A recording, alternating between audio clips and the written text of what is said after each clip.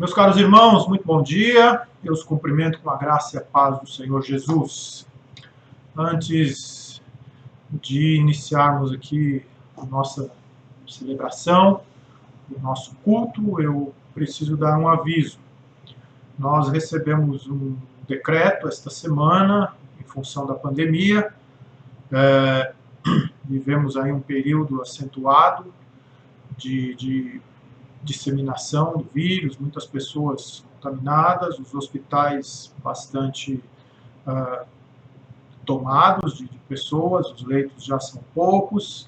Então, a recomendação para as igrejas é que os adultos acima de 60 anos não participem dos cultos e também crianças até 14 anos não participem dos cultos. Bom, nós vamos seguir a recomendação, isso está no decreto da prefeitura, é importante que nós cumpramos.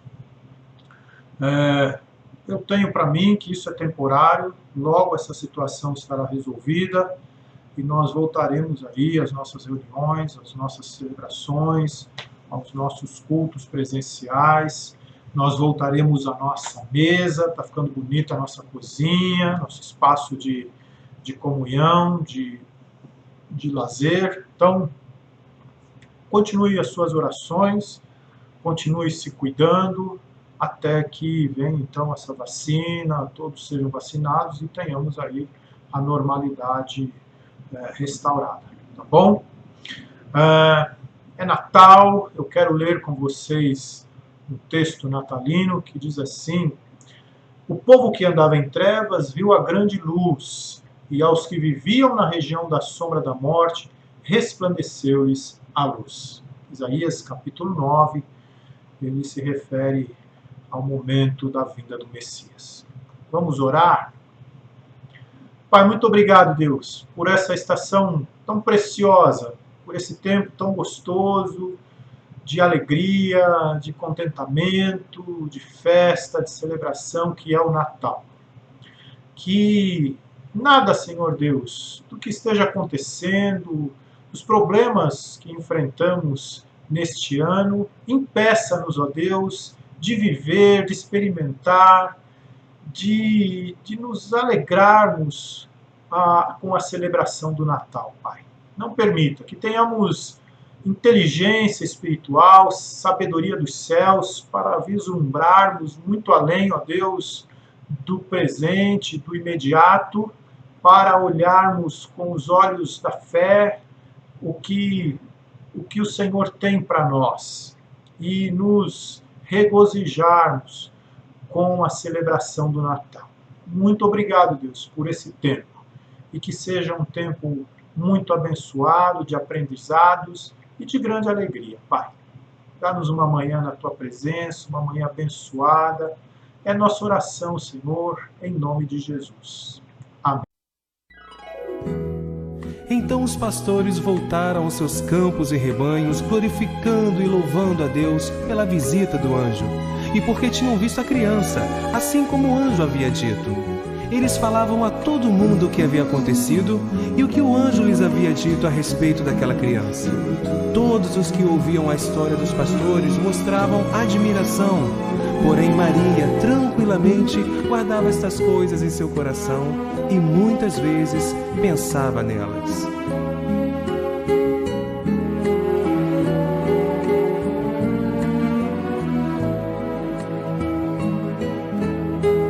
Por aquele tempo, alguns sábios das terras do Oriente chegaram a Jerusalém perguntando: onde está o rei dos judeus recém-nascido?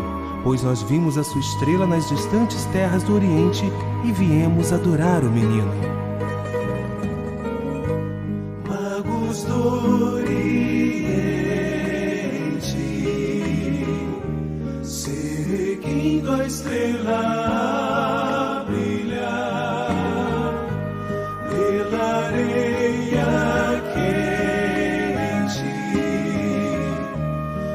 viajaram para o Mestre achar.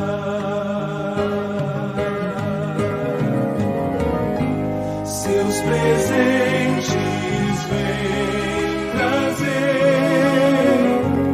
e incenso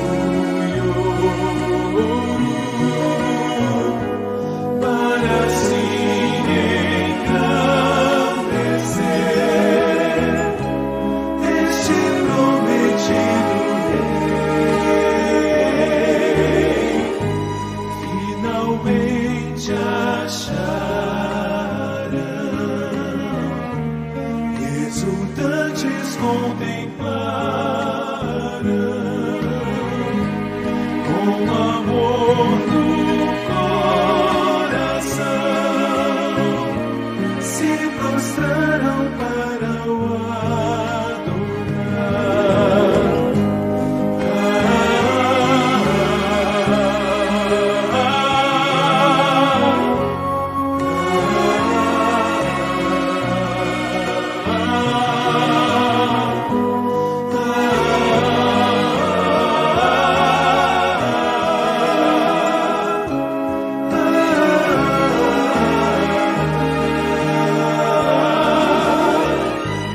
finalmente acharão, exultantes contemplarão com amor no coração, se prostrarão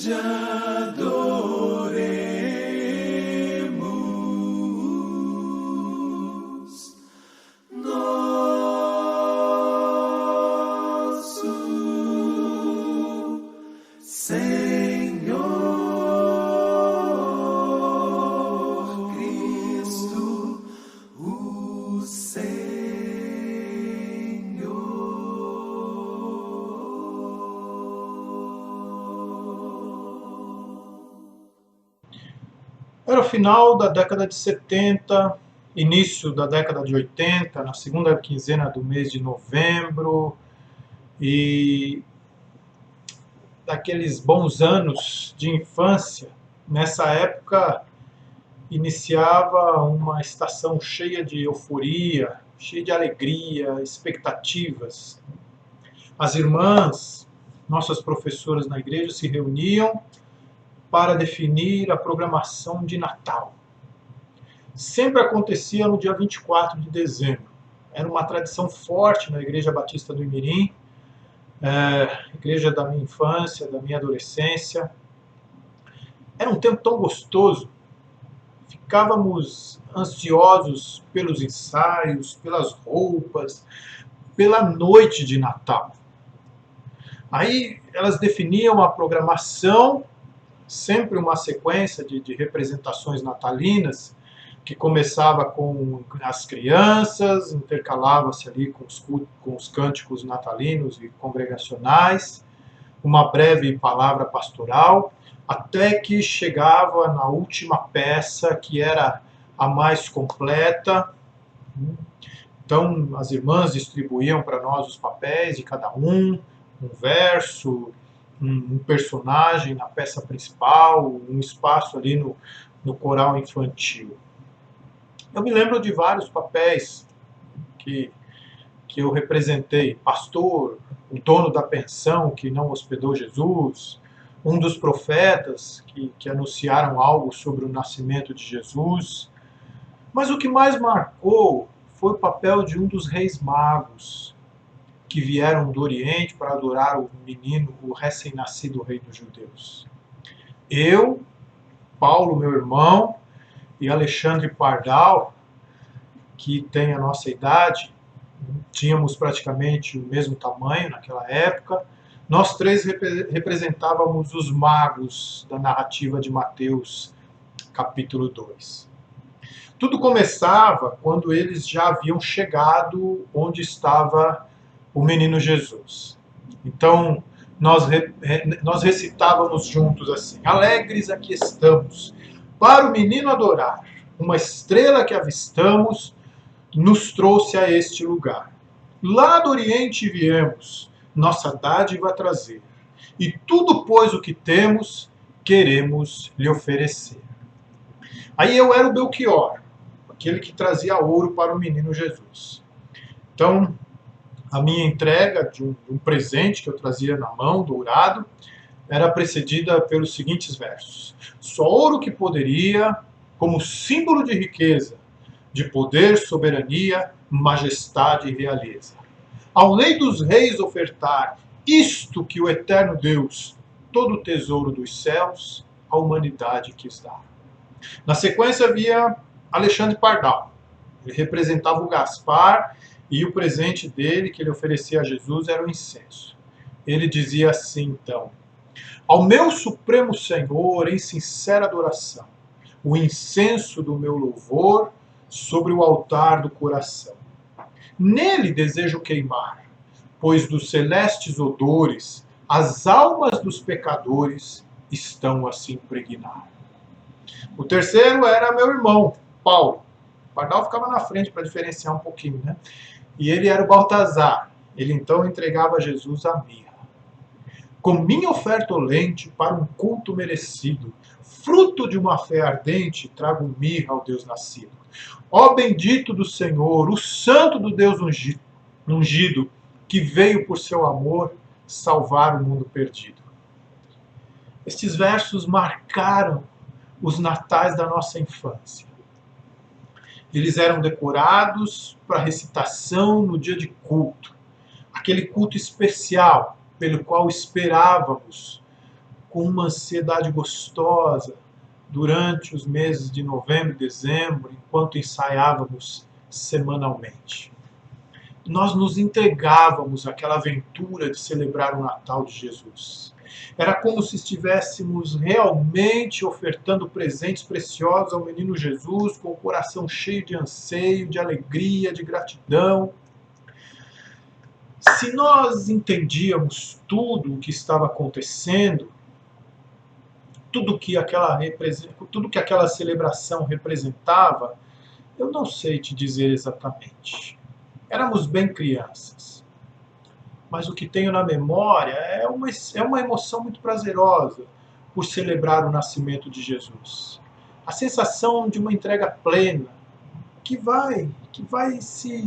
foi se perdurando durante os anos, que foi se moldando durante os anos, até hoje, quando já compreendemos mais a grandeza de tudo que aconteceu naquela noite.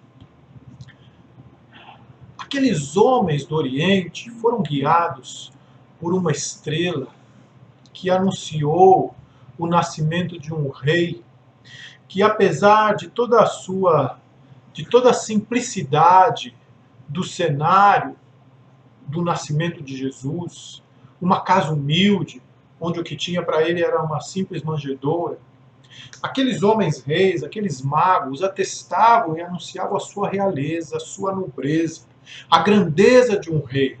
Eles ofertaram a Jesus presentes caros que só um rei poderia receber. Eles são lembrados por Mateus para mostrar que o povo que andava em trevas viu a grande luz. Os magos viram para muito além da manjedoura. E o seu interesse e sua visita deixam claro para nós que se tratava de uma pessoa especial. Aquele menino que nasceu naquela situação humilde, talvez até desprezível para a nobreza religiosa e política da Judéia do primeiro século, era a luz para os gentios. É como se os magos dissessem: nós viemos adorá-lo, nós o reconhecemos como Salvador, ele foi anunciado pela luz que vem do céu. Assim como os pastores viram grande luz, os magos também viram a luz que o profeta anunciou. O povo que andava em trevas viu a grande luz, e aos que viviam na região da sombra da morte resplandeceu-lhes a luz. Aqueles homens se emocionaram com o cumprimento da profecia do nascimento do Salvador. A profecia que diz assim: "Tu, Belém Efrata, pequena demais para figurar como grupo de milhares de Judá. De ti me sairá o guia, que há de reinar em Israel, e cujas origens são desde os tempos antigos, desde os dias da eternidade.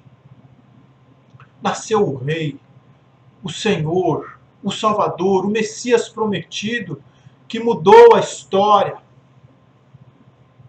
que mudou a nossa história, que mudou a história do mundo.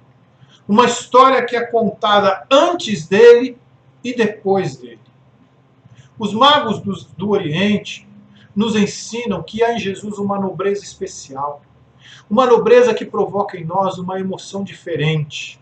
A emoção de saber que de agora em diante, você e eu estamos amparados por um rei que vai cumprir de fato a sua missão. Sua missão de promover a paz para todo o povo, de promover a alegria, contentamento para todo aquele que assumir, que o assumir como monarca, que assumir o seu reinado, que assumir-se como súdito de Jesus. Nós temos a certeza de que temos um rei que não vai se acovardar diante dos inimigos, que não vai vender os seus súditos para ter regalias, e não vai trair o seu reino por seus interesses próprios. Ele veio para instalar um reino que se pronunciará sobre todos os outros e que vai prevalecer por toda a eternidade. Os magos eram orientais e eles perceberam que a promessa não se restringia aos judeus, mas alcançava todas as nações. O rei que nascera haveria de instalar um reino eterno, imbatível, inabalável, do qual todos os homens poderiam ser cidadãos. Essa verdade merece ser celebrada com alegria, com emoção, com festa, com presentes, com verdade, com entrega. A adoração dos magos é uma ilustração que nos diz o que fazer no Natal. Eles entregaram ao rei preciosidades, eles presentearam Jesus com itens valiosos, porque reconheceram sua realeza. Qual é a preciosidade da qual você quer dispor, que pode ser ofertada a Jesus nesse Natal? Jesus se ofereceu a nós. Ele deu a sua vida em resgate de muitos. Ele morreu por mim, ele morreu por você, para que nós vivamos por ele. O presente mais precioso que você pode oferecer a Jesus é a tua vida. Você não precisa morrer por Jesus. Não é um sacrifício que ele quer. Nós já estávamos mortos. Ele nos deu vida. Ele não quer pessoas, então, que morram por ele. Ele nos quer vivendo para ele. Ele nos quer vivendo a vida que ele tem para nos oferecer. A celebração do Natal nos lembra desse compromisso de vivermos por Jesus, de vivermos por ele como um presente de gratidão por ele ter morrido e ressuscitado por nós. Então, celebre a vida com Jesus, a vida por Jesus. Presenteie nesse Natal mais uma vez o Mestre, reafirmando o teu compromisso de viver por ele. Um domingo natalino muito abençoado a você.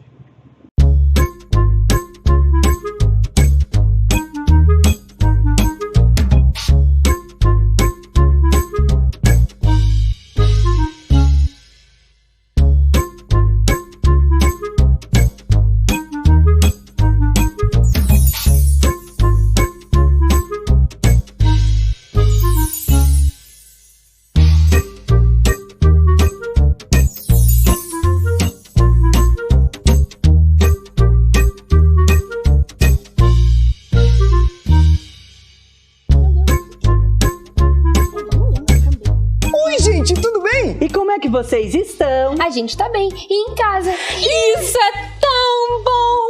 Margarida! E aí, pessoal? Margarida, o que você veio fazer aqui? Eu vim tomar um ar. Bom! E vocês estão fazendo o quê? A gente tá se preparando pra história de hoje. A gente tá se preparando pra história de hoje. E qual é a história? Que tal a gente perguntar para o livro? O livro! O livro? É, o livro!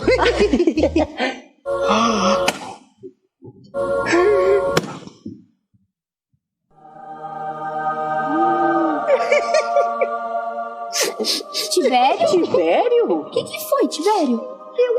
Você tava descascando alguma cebola? Não, gente, é que a história de hoje é muito emocionante. Emocionante por quê?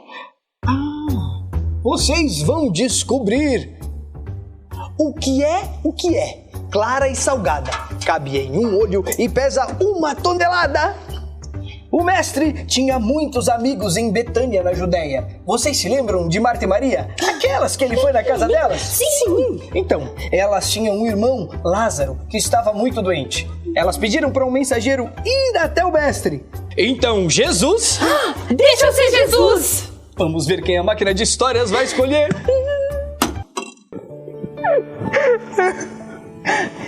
Jesus, meu irmão morreu. Meu irmão morreu faz 4 dias. Se você estivesse aqui, ele não teria morrido.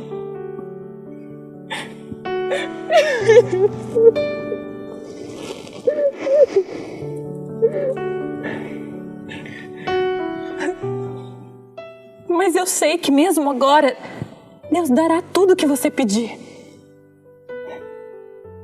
Marta, eu sou a ressurreição e a vida. Quem acreditar nisso, mesmo que tenha morrido, vai viver. Você acredita nisso? Sim, eu sempre acreditei em você. Eu sempre acreditei que você é o filho que Deus escolheu. Marta, tudo está bem. Onde está sua irmã? Maria.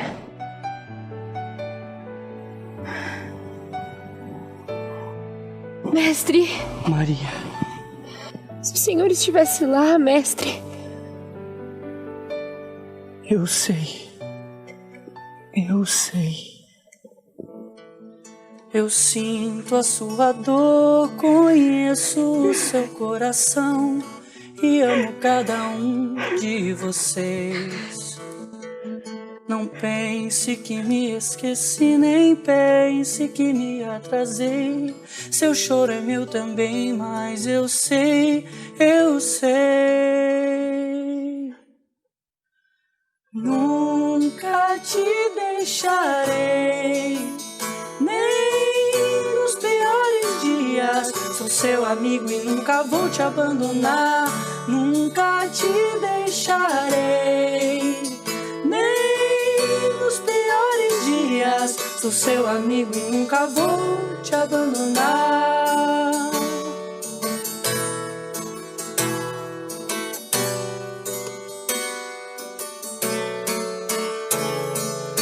Nunca te deixarei, nem nos piores dias. Sou seu amigo e nunca vou te abandonar.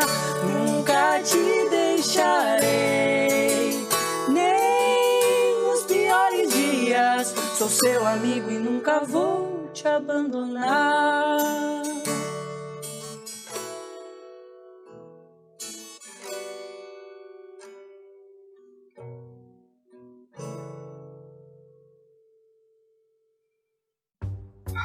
O mestre conhece todas as nossas dores e sempre chora a morte de um amigo querido. Mas Tibério, a história já acabou. Sempre acaba desse jeito? Não pode ser, Tibério. Não acabou não, gente! Mas pelo visto, o final dessa história vai ser só a semana que vem. E vocês aí de casa, o que acharam dessa história? Se emocionaram? Promete que quando a gente se encontrar no Ibabe Criança, vocês vão falar o que acharam da história? Por favor, por um favorzinho! Então é isso, gente. Até a próxima história. Tchau, pessoal! Que legal!